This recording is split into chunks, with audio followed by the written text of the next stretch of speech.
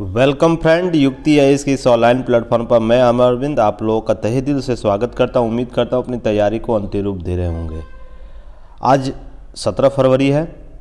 दैनिक जागरण के राष्ट्रीय संस्करण में आज क्या है, पीटी प्लस मेंस और इंटरव्यू ओरिएंट कौन से न्यूज़ आपके लिए उपयोगी है, उस पर चर्चा करेंगे। साथ ही साथ पीटी के बहुत से पॉइंट है जिसको अब मैं आप लोगों को नोट डाउन करवा दूंगा, उससे आप लोग ज़रूर कर लीजिएगा। उससे पहले आगे बढ़ने से पहले आप लोग सबसे पहले जो भी हमसे नए जुड़े हैं सबसे पहले चैनल को सब्सक्राइब कर ले, साथ ही साथ बेल आइकन को भी दबाएं ताकि सारे नोटिफिकेशन आपको जल्द से जल्द पहुंचे। और जो पुराने व्यूअर है, पुराने लिसनर, उस चैनल को शेयर भी कीजिए ताकि और लोगों को दैनिक जागरण राष्ट्रीय संस्करण का जो न्यूज एनालिसिस दिया जा रहा है वो उपलब्ध हो, तथा साथ ही साथ जो युक्ति आईएएस के प्लेटफॉर्म पर आप लोगों को उपलब्ध हो रही है सारी सामग्री, उसका भी लाभ सभी को मिले। युक्ति आईएएस को आप ऐप के माध्यम से डाउनलोड करके देख सकते हैं क्या है, उस पर क्या चीज़ें आप लोग को उपलब्ध कराई जा रही है। साथ ही साथ www.yuktiias.in का उपयोग करिए और हमें वहाँ आप लोग पाइएगा। टेलीग्राम चैनल भी युक्ति आईएएस के नाम से बना हुआ है, तो आप लोग टेलीग्राम से भी जुड़ सकते हैं। सारे लिंक डिस्क्रिप्शन बॉक्स में दिए रहते हैं, तो आप लोग या तो कमेंट बॉक्स, जो वीडियो जाता है उसका कमेंट बॉक्स में भी सारे लिंक दिए रहते हैं, तो आप लोग वहां से जुड़ सकते हैं डायरेक्ट और जो भी सुविधाएं दी जा रही है उसका लाभ ले सकते हैं। तो चलिए आज देखते हैं पीटी मेंस और इंटरव्यू ओरिएंट कौन से न्यूज़ आप लोगों के लिए दैनिक जागरण लेकर आया है। तो सबसे पहले चलिए देखते हैं क्या है। आप लोगों को पहले पेज में मिलेगा कि बुर्का का जो विवाद है, अब किस रूप से हिजाब विवाद किस रूप से आगे बढ़ रहा है, हिजाब विवाद, तो इसे आप लोग एक कवर करते रहिएगा। नोट डाउन सारे चीज़ों को एक बार मैंने स्पष्ट किया है, उसके बाद सारे चीज़ों को आप लोग नोट डाउन करते हैं किस तरह प्रवृत्तियाँ चेंज हो रही है इसके संदर्भ में। तो वो सब आप लोगों के लिए की पॉइंट होगा। इसके हिजाब मामले में कौन कौन सी गतिविधियां हो रही है, किस रूप से यह विवाद बढ़ रहा है, किस और बढ़ रहा है, तो इससे संबंधित जो भी पॉइंट होंगे आप लोग उसको नोट डाउन करते रहेंगे। इसको और इस पर विशेष कुछ बात करने की ज़रूरत नहीं है जब तक सुप्रीम कोर्ट का डिसीजन नहीं आ जाता है इससे संबंधित। तो चलिए अब देखते हैं। यहाँ प्रियंका के सामने एक टॉपिक था, पहले ही पेज में प्रियंका के सामने बोले चन्नी, जो अभी पंजाब के मुख्यमंत्री थे, पंजाब में यूपी बिहार के भाइयों को न घुसने देंगे। तो इनका क्या कहना है, नहीं कहना है। एक संवैधानिक पद पर बैठे हुए व्यक्ति के द्वारा यह बयान दिया जाता है तो यह बहुत ही खतरनाक स्थिति उत्पन्न होता है कि कोई व्यक्ति अगर इस दौरान अगर संवैधानिक पद पर बना रहा है और वो उनके द्वारा ऐसा कहा गया है, तो यह बहुत ही सोचने वाली बात है कि नीति निर्धारकों को कि हमारा जो चुनावी युद्ध शब्द है वो किस रूप से बढ़ रहा है, अपनी तुष्टीकरण के लिए किन बातों विचारधाराओं को विकसित किया जा रहा है। पंजाब किसी व्यक्ति विशेष का नहीं है, बिहार किसी विशेष व्यक्ति का नहीं है, संपूर्ण भारतीयों का पंजाब है, संपूर्ण भारतीयों का बिहार है, यूपी है, या कोई भी राष्ट्र, कर्नाटक, तेलंगाना, केरल, कोई भी अगर बिहार का कोई भी भारत का कोई भी क्षेत्र विशेष से अगर कोई व्यक्ति दावा करता है या तो उसकी या विचारधारा को स्पष्ट करता है कि विचारधारा वो कौन सा लेख चल रहा है, लोकतांत्रिक विचारधारा को स्पष्ट करता है या अलोकतांत्रिक विचारधारा को। हमें मौलिक अधिकार मिला हुआ है, सभी व्यक्तियों को मौलिक अधिकार मिला हुआ, वो किसी भी क्षेत्र में जाकर अपना व्यवसाय कर सकता है, किसी भी रूप से अपना जीवन यापन कर सकता है जो कानून व्यवस्था के दायरे में रहता हो। अगर इसके अतिरिक्त वो कुछ कर रहा है तो उसके लिए राज्य प्रतिबद्ध है कि आप उस पर युक्त प्रतिबंध लगाए। पर एक संवैधानिक पद पर बैठे हुए व्यक्ति के द्वारा यह बोला जाता है तो बहुत ही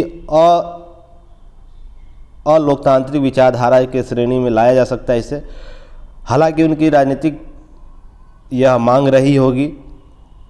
चलिए उसके अतिरिक्त बहुत सी चीज़ें आप लोग यहाँ से देख लीजिएगा, पर इसके की पॉइंट आप लोगों को जाननी चाहिए। इस टॉपिक से संबंधित आप लोगों को मेंस और इंटरव्यू में आप लोगों को प्रश्न जरूर पूछे जा सकते हैं, तो उस पर हम लोग चर्चा करते हैं की पॉइंट क्या है। चलिए सबसे पहले क्षेत्रवाद। जब भी इस तरह की चर्चा होती है क्षेत्र से संबंधित, तो क्षेत्रवाद का विवाद उत्पन्न हो जाता है, जिसमें क्षेत्रवाद ऐसे क्षेत्र से जुड़ा विचारधारा है जो धार्मिक, आर्थिक, सामाजिक और सांस्कृतिक कारणों से अपने को पृथक अस्तित्व के लिए जागृत होती है या इस क्षेत्र में पृथकता को बनाए रखने के लिए प्रयासरत रहती है।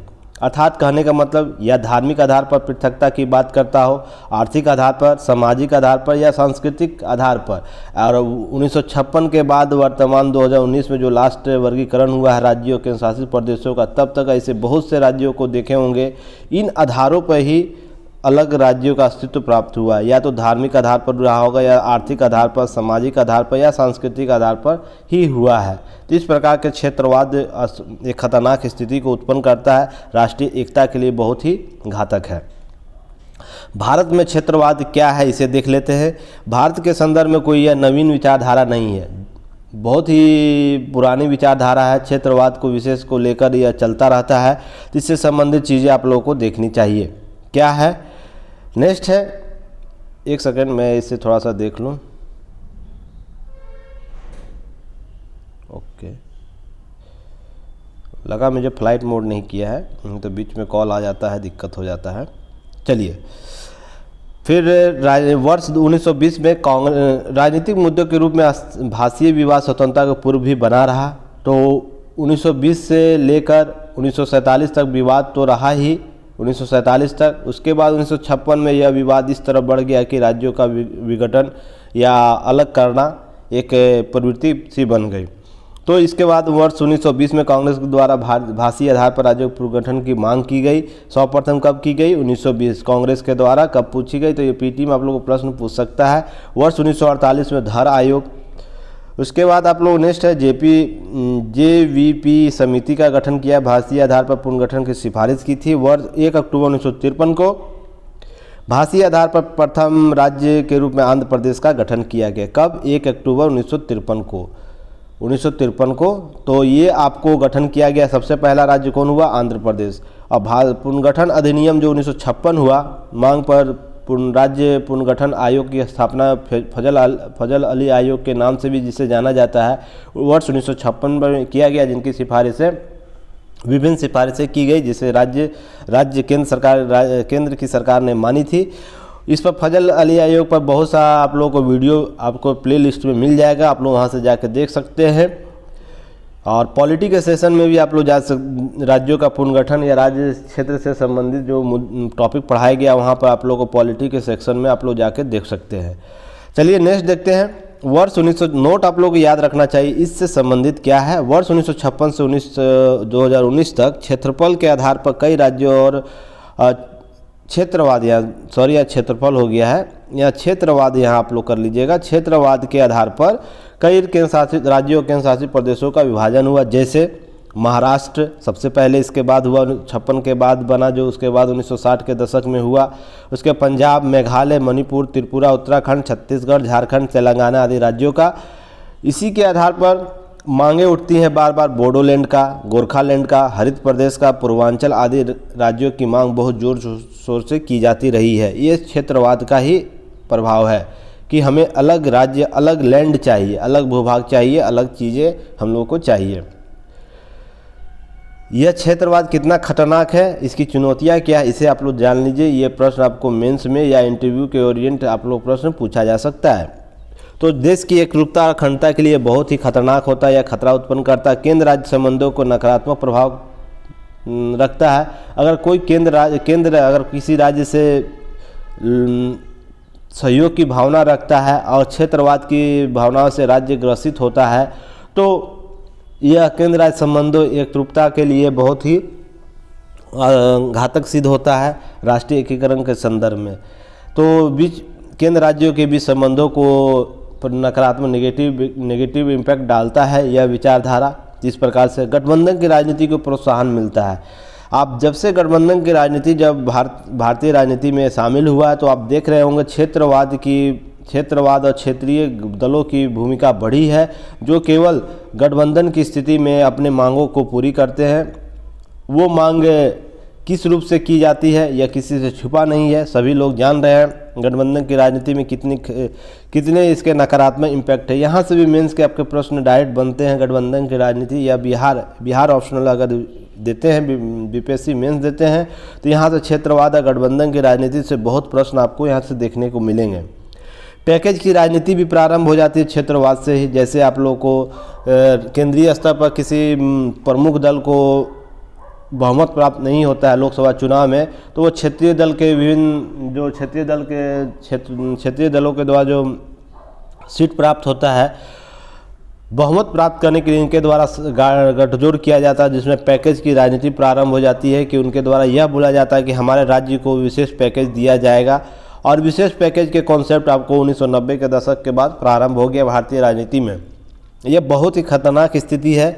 यहाँ पर हिट एंड रन की स्थिति हो जाती है। अगर हिट एंड रन की स्थिति हो जाती है, जैसे आप ये बोल सकते हैं जब कोई पार्टी केंद्र में कोई एक खास पार्टी किसी खास दल क्षेत्रीय दल को प्रोत्साहन देता है, तो इसके विपरीत विचारधारा वाले अगले जब टर्म उनका आएगा तो वो हिट एंड रन की स्थिति में अपना कार्य करेंगे। तो यह समग्र राजनीति और लोकतांत्रिक जो हम लोग का व्यवस्था है, ढांचा में विपरीत प्रभाव डालता है।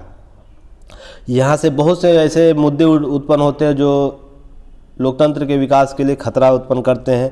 क्षेत्रीय राजनीति को बल मिलता है, जैसा कि मैंने अभी बताया आप लोगों के लिए कि क्षेत्रवाद को बल मिलता है, क्षेत्रीय राजनीति को बल मिलता है, क्षेत्रीय मुद्दों को अधिक बल मिलने लगता है, जबकि राष्ट्रीय एकीकरण के लिए राष्ट्र का मजबूत होना बहुत ज़रूरी है। उसके साथ साथ केंद्र जो राज्य है, राष्ट्र को सबसे सशक्त होना चाहिए। उसके बाद राज्यों की स्थिति केवल इस रूप से हो कि उनमें सहयोगात्मक हो, उनके जो मांग हो वो लोकतांत्रिक रूप से उनको सभी चीज़ें सुविधाएं विचारधाराएं आपको प्रोवाइड कराया जाए, सभी योजनाओं का समग्र विकास किया जाए, सभी राज्यों को बराबर दिया जाए। तो देखते होंगे कोई राज्य सबसे अधिक विकसित है तो कोई राज्य सबसे कम विकसित है। तो इसके बीच का कारण क्या होता है? इसके बीच का कारण यही क्षेत्रवाद के ग्रसित जो आपको समस्या बताया उसके संबंध में जो विभिन्न पैकेज की राजनीति, क्षेत्रीय राजनीति, तो इससे संबंधित जो चीज़ें हैं यहाँ पर देखने को मिलती है। और कहीं ना कहीं राज्य का विकास न होना राष्ट्र के विकास के लिए बाधा उत्पन्न करता है। तो ये बहुत ही महत्वपूर्ण हो जाता है कि क्षेत्रीय राजनीति को बल को कम किया जाए। अलगाववाद की भावना बढ़ती है इससे, क्षेत्रवाद जैसे अभी मैंने बताया ऊपर बोडोलैंड से लेकर आपको जो चीज़ें मांग की गई थी, साथ ही असम में अल्फा गुट, मिजोरम में मिजो नेशनल फ्रंट, पंजाब में खालिस्तान जैसे मांग जो अलगाववाद की भावना बार बार देखी जाती है। तो ये सब मांग बढ़ता है क्षेत्रवाद के कारण ही। इसके उपाय क्या है आप लोग को याद रखना चाहिए, उपाय समाधान आपको देना है। तो इसमें क्या हो सकता है? तो अनुच्छेद 263 के तहत अंतर्राज्यीय परिषद को और भी सशक्त बनाने की आवश्यकता है। यह 263 केवल एक परिषद के रूप में नहीं हो के बनाए रखना, केवल बैठकों का एक दौर के रूप में इसे कायम न करके इसका वास्तविक जो मांग है उसको पूरी करने के लिए एक ऐसी संगठन के रूप में इसका गठन करना बहुत ही ज़रूरी हो गया है। हालांकि नीति आयोग इसके संदर्भ में सहयोगात्मक रूप से कार्य कर रही है, पर राज्यों को स्पष्ट जो सहयोग अंतर्राज्यीय परिषद में मिलना चाहिए, उनके मांगों को मांगी जानी चाहिए। इसको और भी सशक्त करने की ज़रूरत है, क्योंकि सभी राज्य एक प्लेटफॉर्म पर आकर कार्य करते हैं तो और रोटेशनल रूप से उनको प्रतिनिधित्व भी मिलता है। तो इसलिए यह बहुत ही सशक्त संगठन के रूप में कार्य कर सकता है परिषद। राष्ट्रव्यापी दृष्टिकोण शिक्षा, रोजगार और विकासात्मक कार्यों में बढ़ावा देने के लिए ऐसे कार्य किए जाने चाहिए केंद्र सरकार के द्वारा। जैसे शिक्षा में एक पोर्टल होना चाहिए। उसके लिए क्षेत्रीय आधार पर फिर आपको जो मातृभाषा का जो उपयोग होता है वो सभी राज्यों के अलग अलग तो है ही, पर सभी राष्ट्रों में सभी बोर्डों में एक शिक्षा नीति को अपनाना चाहिए, जिससे राष्ट्रीय एकीकरण को बल मिलेगा। जैसे आप देख रहे होंगे बहुत से मुद्दे पर साउथ में अलग विचारधारा होता है, फिर पूर्व में अलग विचारधारा होता है। जैसे मैं इसके संदर्भ में आप लोगों को समझा सकता हूँ। जैसे साउथ में अलग विचारधारा, एक ही मुद्दे पर अलग विचारधाराएं उत्पन्न हो जाती है।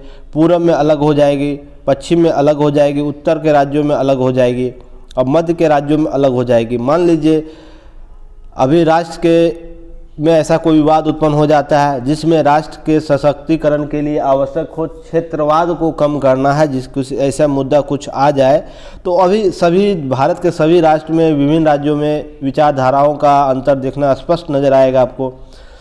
तो इसलिए राष्ट्रीय एकीकरण में इस प्रकार के रोजगार के भी सृजन हो। प्रत्येक राज्य अपने यहाँ मांग उठाते हैं कि आपको दिया जाएगा रोजगार में स्थान वहाँ के क्षेत्रीय लोगों को।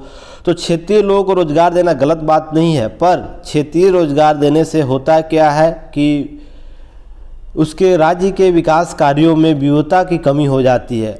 यदि हर स्टेट से आपके यहाँ रोजगार प्राप्त करने वाले व्यक्ति आपके संगठन में आएंगे तो सभी राज्यों के विचारों को लेकर आपके संगठन में आते हैं, जिससे संगठन का संगठनात्मक विकास होता है, सर्वांगीण विकास होता है, विभिन्न विचारों का मिलाप होता है, जिससे आपका जो संगठन है वो बेहतर रूप से कार्य कर सकेगा। राज्य के ही लोग राज्य के संगठन का विकास करते हैं तो उसके लिए राज्य के क्षेत्रीय विकास, जो क्षेत्रीय मान्यताएं हैं उस पर अधिक बल मिलेगा। तो ये कहीं ना कहीं राज्य के विकास को भी बाधा उत्पन्न करता है। इसलिए रोजगार में भी आपको यह जरूरी हो जाता है कि एक नीति आप लोगों को सभी राज्यों के व्यक्तियों को समग्र रूप से योगदान देना चाहिए। यहाँ यह जरूरी नहीं मान के चलिए कि सभी हमारा राज्य जैसे झारखंड है झारखंडियों के लिए है, बिहार बिहारियों के लिए, यूपी यूपियों के लिए है, या कर्नाटक कर्नाटकों के लिए है, केरल केरल के लिए है, केरल के लोगों के लिए है, या कोई भी राष्ट्र महाराष्ट्र महाराष्ट्रियों के लिए। अगर ऐसा भावना उत्पन्न होता है तो बहुत से, अब 70 साल हो गया, बहुत इनफ हो गया, अब इन विचारधाराओं को कम करने की ज़रूरत है। हम एक राष्ट्र के रूप में कैसे विकसित हों, सभी विकास, जैसे आप जाते होंगे साउथ यूरोपियन किसी भी कंट्री में आप चले जाइए, वो कोई नहीं बोलता है क्या हम इस रूप से इटली के अंदर विभिन्न वर्गों के लोग हैं तो इटालियन ना होकर या कोई राष्ट्र संबंधित है तो वो उससे केवल बोलेंगे इटालियन है, या तुर्की है तुर्की के अंदर तुर्कियन बोलेंगे। इसी प्रकार से आप लोग समझ सकते हैं बातें, तो आप लोग को यहाँ पर ध्यान रखने की ज़रूरत है। नेक्स्ट है केंद्र प्रायोजित नियोजन में कमी होती है। तो केंद्र भी यहाँ पर बार्गेनिंग करना शुरू कर देता है क्षेत्रीयवाद के संदर्भ में। जहाँ उनकी केंद्र की पार्टी का सत्ता होता है वहाँ पर अधिक बल दिया जाता है, जहाँ नहीं होता तो वो कम, वहाँ कम नियोजनों को बल दिया जाता है या लेट लपित किया जाता है, ऐसी देखने को मिली थी। इसलिए यह भी क्षेत्रवाद, केंद्र की नीति को बदलने में भी क्षेत्रवाद बहुत नकारात्मक भूमिका अदा करता है। प्राकृतिक संसाधनों के बंटवारा के राज्यों के संसाधन यहाँ होगा, संसाधन यहाँ कर लीजिएगा आप लोग, थोड़ा एरर हो जाता है, उसे सुधार लिया जाएगा, कभी कभी ह्यूमन एरर हो जाता है। जो प्राकृतिक और खनिज संसाधन उसके बंटवारा बेहतर तरीके से हो, इस पर ध्यान देने की ज़रूरत है केंद्र सरकार को। जैसे झारखंड, उड़ीसा और जो पश्चिम बंगाल के संसाधन है वो आपको पंजाब हरियाणा के क्षेत्रों में चला जाता है, जैसे कोयला बिजली उत्पादन के लिए। इसी तरह कर्नाटक के क्षेत्रों में जाता है, इसी तरह महाराष्ट्र के क्षेत्रों में जाता है। पर फिर भी पश्चिम बंगाल, झारखंड, बिहार और इस सब प्रदेश है अभी भी गरीब है। क्यों गरीब है, इस पर केंद्र को सोचने की ज़रूरत है।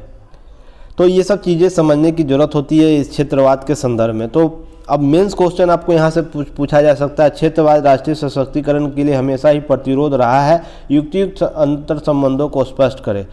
क्षेत्रवाद कभी भी विकास को बढ़ावा नहीं देता है, यह स्पष्ट मानना है।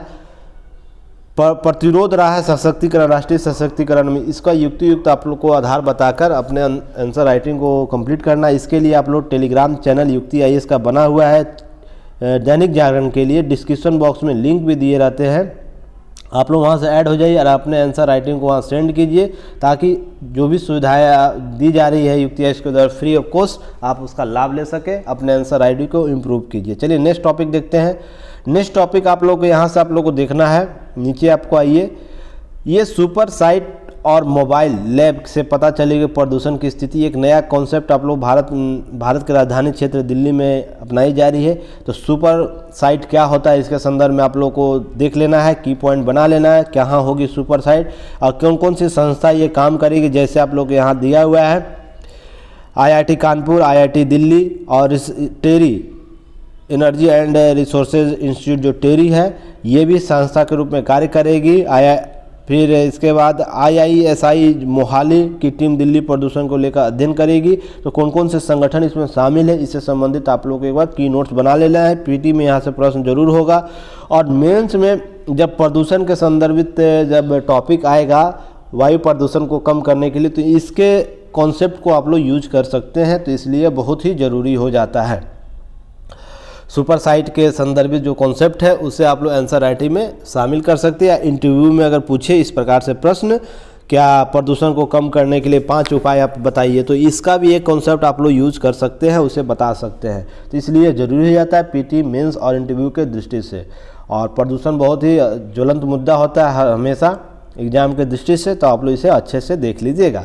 नेक्स्ट है जल जीवन मिशन के संदर्भ में कुछ डाटा यहाँ दिया हुआ है, आप लोग इसे कवर कर लीजिएगा। वैसे जल जीवन मिशन के संदर्भ में वीडियो बना हुआ है, प्ले लिस्ट में जाइएगा, आप लोग को वहाँ पर मिल जाएगा।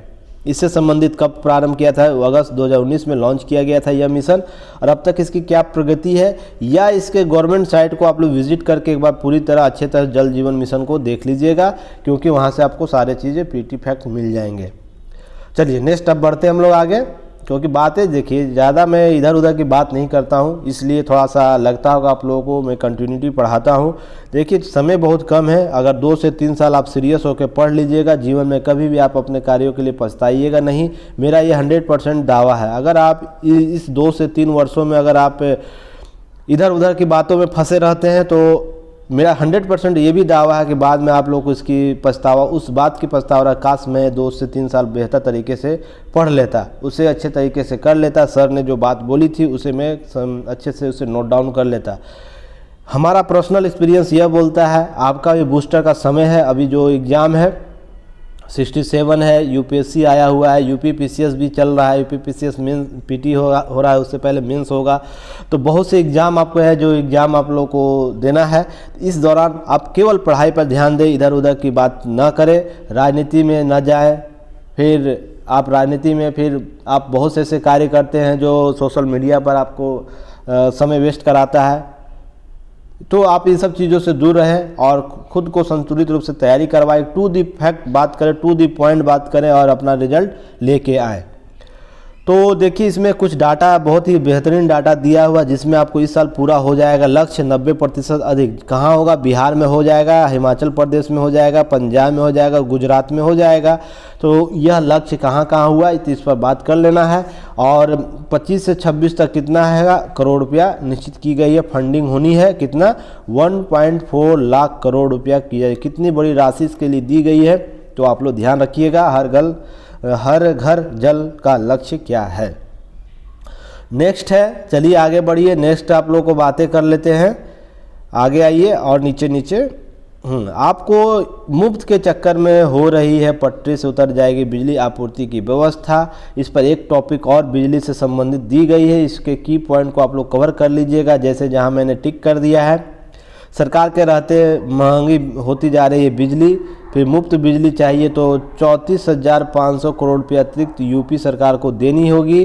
तो यह बहुत ही अतिरिक्त दबाव को लाएगा संगठन पर, प्रशासन पर और आपूर्ति के क्षेत्र में। तो यह किस रूप से कार्य करेगी, ये भी आप लोगों को की पॉइंट, इस पर मैं मुफ्त का मैंने आपसे वादा किया है, मुफ्त के संबंध में जो कॉन्सेप्ट, उस पर मैं एक वीडियो जरूर बनाऊंगा। तो उस पर रिसर्च चल रहा है, डाटा फैक्ट चल रही है, उस पर आप लोगों को जल्द से जल्द आप लोगों को मैं उपलब्ध कराऊंगा। नेक्स्ट आप लोगों को नीचे आ जाना है, यह भी डाटा आप लोगों को देख लेना है। इसमें खदान में रिकॉर्ड, खदान पैदावार में 31 करोड़ टन से अधिक रहने का अनुमान इस बार लगाया गया है। तो इस पर क्या है नहीं है, डाटा दिया हुआ सारा, आप लोग इसको की नोट कर लीजिएगा। वैसे जब एमएसपी जारी होगा उस समय खदान से रिपोर्ट जब आते हैं तो मैं उस पर मैं कवर कर दूंगा। पीआईबी आप लोग देखिएगा, पीआईबी में प्लेलिस्ट जब जाइएगा, वेब ऐप पर जाइए, पीआईबी का लिंक वहाँ दिया रहता है, सारे पीडीएफ, महत्वपूर्ण पीडीएफ दिए रहते हैं, वहाँ पर आपको खदान से संबंधित जो आंकड़ा है दिया हुआ है पीआईबी का, तो आप लोग वहाँ से आप लोग कवर कर लीजिए। और पीआईबी युक्ति है इसका, जो इम्पोर्टेंट पीआईबी नोट से आप लोग ज़रूर देखिए। तो जो भी इम्पोर्टेंट टॉपिक होते हैं उसको कवर करके वहाँ अपलोड किया जाता है, आप लोग देख सकते हैं, पढ़ सकते हैं, उसके अतिरिक्त करने की ज़रूरत नहीं है। अब नेक्स्ट महत्वपूर्ण टॉपिक आप लोगों को पीटी मेंस ओरिएंट है, जो यह है, जैसे चीन से आयात 20% तक घटेगी पीएलआई योजना के तहत। देखिए इसका असर, पीएलआई योजना का असर अब दिखने लगा है, जो वर्ष जो शुरू किया गया था। तो इससे संबंधित बहुत से की फैक्ट आप लोगों को दिए हैं, आप लोग इसे देख लीजिएगा। और की पॉइंट क्या आप लोगों को जाननी चाहिए, इसे हम देखते हैं। अब चलिए नेक्स्ट क्या है इसमें है, पीएल क्या है, उत्पादन संवर्धन प्रोत्साहन योजना या प्रोडक्शन लिक्विड इंसेंटिव क्या है। पीएलआई योजना क्या था, यह मार्च 2020 में शुरू किया गया था। योजना भारत सरकार के द्वारा, जब कोरोना का दौर चल रहा था, उसमें पहले तो 10 फिर 3 कुल 13 उसके बाद और भी आगे जुड़ने की योजना बनाई जा रही है केंद्र सरकार के द्वारा इस योजना में। तो इस क्या था इसे देखते हैं। घरेलू विनिर्माण को बढ़ावा देने के लिए आयात बिलों में कटौती। तो देखिए घटेगी, अब 20% आयात घटेगा तो भारत कमोवेश इसका लाभ ही होगा। तो घरेलू विनिर्माण को बढ़ावा देने के लिए, इंफ्रास्ट्रक्चर को बढ़ावा देने के लिए आयात के बिलों में कटौती करने केंद्र सरकार ने मार्च 2020 में PLI योजना की शुरुआत, जिसका मुख्य उद्देश्य क्या था, घरेलू इकाइयों के निर्मित उत्पादन की बिक्री को बढ़ावा देना या कंपनियों को प्रोत्साहन करना, यह इसका मुख्य उद्देश्य था। नेक्स्ट है, इस योजना के तहत whites goods, textile, automobiles, pharmaceuticals जैसे 13 क्षेत्रों में भी निवेश के बढ़ने की संभावना व्यक्त की गई थी और निरंतर इस पर बढ़ भी रहा है। आंकड़ा बहुत ही पॉजिटिव इम्पैक्ट लेकर आया है। तो इससे आप लोग, इस पर मैं PLI योजना पर मैंने वीडियो बनाया हुआ, प्लेलिस्ट में जाके आप लोग देख सकते हैं और जो भी डाटा वहाँ पर दिया हुआ आप लोग कवर कर सकते हैं। यह योजना के तहत इकाइयों उनके घरेलू उत्पादन 5% तक का प्रोत्साहन राशि देय होगा। तो कितना इस योजना के तहत कितना देय होगा, 5% का प्रोत्साहन राशि, सकल उत्पादन का 5%। जितना मान लीजिए 100 रुपया का प्रोत्साहन हो रहा है, उत्पादन हो रहा है, सकल उत्पादन हो रहा है, तो उसका 5% क्या होगा, इनका प्रोत्साहन राशि उसके तहत उस कंपनी को दी जाएगी। और यह तभी दी जाएगी, नोट आप लोग याद रखिएगा, यह तभी देय होगा राशि जब उत्पादन प्रतिवर्ष लगातार वृद्धि हो रही है। ऐसा नहीं कि इस वर्ष वृद्धि हुआ फिर 2 से 3 साल वो लॉस में गया कंपनी, फिर चौथे वर्ष में यह वृद्धि लाया, उसे नहीं दिया जाएगा। जो उत्तरोत्तर रूप से वृद्धि करे, पहले वर्ष भी, दूसरे वर्ष भी, तीसरे वर्ष भी, चौथे वर्ष, तो ये चारों वर्षों में उन्हें प्रोत्साहन राशि दी जाएगी। तो यह महत्वपूर्ण PLI योजना का, क्योंकि इससे कंपनियां मोटिवेट होगी कि हमें प्रत्येक वर्ष 5% का प्रोत्साहन राशि अतिरिक्त मेरे सकल उत्पादन में प्राप्त होगा। सकल उत्पादन से जो भी होगा उसके अतिरिक्त मुझे लाभ प्राप्त होगा 5%। तो ये इस तरह कंपनियां प्रोत्साहित होती है और बेहतर कार्य करती है। नेक्स्ट है, उद्देश्य क्या है। उद्देश्य वर्ष 2024-25 तक भारत में 5 लाख करोड़ या 5 ट्रिलियन अर्थव्यवस्था के बनाए जाने का लक्ष्य निर्धारित किया है। उसमें PLI योजना बहुत ही महत्वपूर्ण योगदान निभाने का प्रयासरत है। उसे हम लोग कैसे है उसे देख लेंगे। उसमें PLI योजना जो वीडियो बना उसमें जाकर आप लोग देखिए, वहाँ पर कैसे बताया गया है। नोट आप लोग यहाँ याद रखना है, क्या याद रखना है, जब ये 5 ट्रिलियन की अर्थव्यवस्था की बात होती है तो उससे संबंधित कुछ बात आप लोग फैक्ट याद रखनी है। और PLI की योजना जब आएगी बात तो ये इन बातों को आप लोग कवर करना। जैसे मौजूदा समय और मौजूदा हालात जो कोविड का चल रहा है उसके हिसाब से 2025 तक 5 ट्रिलियन इकोनॉमी के लिए अगले 3 से 4 वर्षों से वार्षिक जो वृद्धि है GDP का 22 से 25% करना होगा, तभी प्राप्त होगा। एक तो पहले की फैक्ट ये होगा, अगर 5 ट्रिलियन चाहिए 2025 तक तो मौजूदा जो हालात है उसमें आप लोगों को 20 से 25% भारत का GDP प्राप्त करना होगा, तो जाके हम 5 ट्रिलियन की इकोनॉमी प्राप्त कर सकेंगे, अर्थव्यवस्था बन सकेंगे। नहीं तो अगला क्या होगा, अगला यदि भारत वर्तमान जो वृद्धि दर है 9% के ही मान के चलते हैं, 9 का जो औसत इसका चल रहा है, कभी बढ़ता है कभी घटता है, तो औसत 9 को ही मान कर चला जाए तो फिर यह 2031 तक 5 ट्रिलियन का लक्ष्य प्राप्त कर सकेगा या हासिल कर पाएगा। यह 2 की पॉइंट आप लोग को याद रखना है, डाटा याद रखना है। नेक्स्ट, वर्ष 2007 में भारत की GDP 1 ट्रिलियन तक रही है, 2007 में ही बन गई थी। 60 जो साल था उससे पूर्व आपको कितना था, आपको 2007 में 1 ट्रिलियन की अर्थव्यवस्था प्राप्त कर लिया भारत। 1 ट्रिलियन से 2 ट्रिलियन बनने में, डॉलर तक पहुंचने में से 10 वर्ष लग गया। ध्यान रखिएगा, कुछ आंकड़ा मैं आपको दे रहा हूं उसे याद रखिएगा। वर्ष 2017 और से देश के GDP 2 ट्रिलियन की हो गई थी, जबकि 2 ट्रिलियन से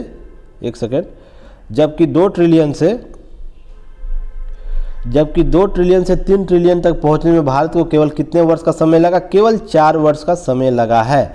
तो यह बहुत ही महत्वपूर्ण है कि हम जो 1 से 2 आए हैं ट्रिलियन, उसमें आपको 10 वर्ष 0 से 1 ट्रिलियन आने में आप लोगों को 60 साल लगा है, 1 से 2 ट्रिलियन आने में 10 वर्ष लगा है ईयर, और 2 से 3 ट्रिलियन आने में हमें लगा है मात्र 4 साल लगा है। अब हमें 3 से 5 ट्रिलियन जाने में कितने समय लगेंगे ये निर्धारित करना है। हालांकि कोविड के दौर में कुछ नकारात्मक स्थितियां उत्पन्न हुई, फिर भी भारत एक जुझारू देश है जहां पर आपको यह लक्ष्य प्राप्त करने में अपना सर्वा जो विकास के जो मानक है वो तय करेगा और जल्द से जल्द हम 5 ट्रिलियन अर्थव्यवस्था के के कॉन्सेप्ट को प्राप्त करेंगे। और आप लोग कमेंट बॉक्स में बताइए कि भारत अभी वर्तमान में विश्व की कितनी बड़ी अर्थव्यवस्था है, पीपी मोड पर भी बताइए, और ऐसे हम लोग जीडीपी के ग्रोथ से भी बताइए कि विश्व की कितनी बड़ी अर्थव्यवस्था है। कमेंट बॉक्स में जल्द से जल्द बताइए। मेंस का प्रश्न आपको यहाँ से पूछा जा सकता है कि भारतीय अर्थव्यवस्था सुदृढ़ करने प्रोडक्शन लिक्विड इंसेंटिव जो पीएलआई योजना किस रूप से सहयोग कर रहा है, ये तर्कों के साथ अपने विचार को स्पष्ट करें। तो पीएलआई योजना है जो वो किस रूप से भारतीय अर्थव्यवस्था को 5 ट्रिलियन अर्थव्यवस्था बनाने के लिए बहुत ही महत्वपूर्ण रूप से योगदान कर रहा है। यहाँ पर बहुत से महत्वपूर्ण क्षेत्रों को शामिल किया गया है, इसलिए महत्वपूर्ण हो जाता है। और जब 64 का बीपीएससी चल रहा था, 65 का बीपीएससी चल रहा था, और यूपीपीसीएस का जो इंटरव्यू चल रहा था, यूपीएससी का जब इंटरव्यू चल रहा था, उसमें यह प्रश्न बहुत ही रहा था मुद्दे वाला। सभी लगभग अगर औसत लिया जाए 10 स्टूडेंट का, तो उसमें से 3 से 4 स्टूडेंटों में यह प्रश्न पूछा जा रहा था। 3 से 4 स्टूडेंट से यह प्रश्न पीएलआई योजना से पूछा जा रहा था। और यह लगातार आपको अगले 3 से 4 वर्ष तक, 2 से 4 वर्ष तक आपको या 3 से 4 वर्ष तक आपको यह इंटरव्यू की दृष्टि से बहुत ही महत्वपूर्ण टॉपिक है, इसलिए इसको बहुत अच्छे तरीके से आप लोग कवर कीजिएगा। चलिए नेक्स्ट टॉपिक देखते हैं। नेक्स्ट टॉपिक आप लोग अब जो पीटी ओरिएंट था, मेंस ओरिएंट और इंटरव्यू ओरिएंट, वो समाप्त हो गया। अब देखते हैं हम लोग क्या है। यह और एडिटोरियल आप जरूर पढ़िएगा। हिजाब की आड़ में सुनियोजित साजिश की जा रही है, दोनों तरफ से हो रही है या किस तरफ से हो रही है, कौन इसको अंतर्राष्ट्रीय रूप से सहयोग कर रहा है, इस पर विशेष चर्चा की गई है। आप लोग इसे ज़रूर देखिएगा। फिर नेक्स्ट आप लोग को ये टॉपिक कवर कर लेना है। नेक्स्ट नीचे आ जाइए। नीचे आपको एक टॉपिक नज़र आएगा। अभी देखिए, हस्तिनापुर में फिर से उत्खनन कार्य शुरू हो गया है। तो साइट पर क्या है, क्या इससे संबंधित इतिहास है, इसे आप लोग अच्छे तरीके से गूगल सर्च कर लीजिएगा। यहाँ से प्रश्न पूछा जा सकता है। नेक्स्ट है, अमेरिका जब्त संपत्ति को लौटाने का वरना धमकी दिया है, नीति पुनरुच्चार करेगा तालिबान, धमकी दिया है तालिबान। तो क्या था यह? तालिबान ने स्पष्ट रूप से जो 11 हमला हुआ था अमेरिका पर, तो उस हमले को नकार दिया है वर्तमान तालिबान सरकार ने। तो क्या अब स्थिति उत्पन्न हो गया है, इस रूप से आपको यह न्यूज़ देख लेनी चाहिए। इस पर की पॉइंट है, कुछ बना लेनी चाहिए। और न्यूज़ एनालिसिस में आप लोग जाइएगा। लास्ट ईयर का उसमें जब तालिबान का मुद्दा हुआ था, उसमें इस पर विस्तृत आप लोगों को नोट्स प्रोवाइड कराया गया है, न्यूज़ एनालिसिस किया गया है। वो बहुत बेहतर तरीके से किया गया, आप लोग उसे देख लीजिएगा, वहीं से कवर हो जाएगा सारा चीज़। नीति क्या थी, तालिबान की नीति क्या थी वर्तमान, उस समय की वर्तमान तालिबान सरकार थी, उस समय क्या नीति अपनाई थी, अमेरिका की क्या नीति, सभी पर चर्चा किया गया। अब एक टॉपिक आप लोग यहाँ से रखना, असम ने सर्वोच्च नागरिक पुरस्कार दिया गया है रतन टाटा जी को, जो हमारे देश के रत्न हैं। इन्हें अभी भारत रत्न क्यों नहीं दिया गया, बहुत ही सोचने वाली बात है। पर सर्वोच्च सम्मान असम सरकार ने दिया है। तो पीटी प्रश्न आपको यहाँ से प्रश्न पूछ सकता है। नेक्स्ट आप लोगों को नीचे आ जाना है। नीचे आप लोग को कृषि ड्रोन, ये कृषि के विकास या कृषि के संदर्भ में जब भी प्रश्न आपको पूछेगा तो कृषि ड्रोन की भूमिका महत्वपूर्ण हो जाती है। तकनीक के संदर्भ में बहुत से आप लोग को यहाँ पर पॉइंट कवर किए गए हैं। क्या होते हैं ड्रोन तकनीक, इससे संबंधित ड्रोन के कई लाभ हैं, तो यहाँ पर सभी चीज़ें दी गई है। वैसे ड्रोन से संबंधित आपको प्ले लिस्ट में जाइएगा, ड्रोन को सर्च कीजिएगा, आपको प्ले लिस्ट में मिल जाएगा इससे बना हुआ वीडियो। तो आप वहाँ भी देख सकते हैं क्या है ड्रोन की क्या नीति है भारत सरकार की ड्रोन नीति के संदर्भ में। तो देखिए युक्ति है, इसमें बहुत से ऐसे प्रश्न आपको जो अभी आ रहे हैं उस पर वीडियो बना हुआ है, आप लोग विजिट कीजिए, देखिए कि उसको किस रूप से बनाया गया, जो आने वाले 2 से 3 वर्षों में वो उपयोगी बना रहेगा आप लोगों के लिए। इसलिए किसी भी वीडियो को छोड़िए मत, उसे ज़रूर देखिए, उससे आपका लाभ ही होगा। इसी के साथ आज का जो वीडियो है इतना ही। उम्मीद करता हूँ आप लोगों को बेहतर लगा होगा। जो न्यूज़ एनालिसिस आप लोगों को दिया जा रहा है वो आप लोग के लिए उपयोगी होगा। और जो पीटी मेंस और इंटरव्यू ओरिएंट जो एनालिसिस हो रहा है आप लोगों के लिए आपके अध्ययन शैली में एक पॉजिटिवनेस ला रहा होगा। इसी उम्मीद के साथ मैं कल फिर पुनः आप लोगों के सामने आऊँगा 18 फरवरी के दैनिक जागरण न्यूज़ एनालिसिस। तब तक के लिए आप लोग अच्छे तरीके से तैयारी कीजिए, मस्त रहिए, बुलंद रहिए और पॉजिटिव माइंडसेट से तैयारी कीजिए। तब तक के लिए मैं अमर अरविंद आप लोगों से विदा लेता हूँ। धन्यवाद। जय हिंद।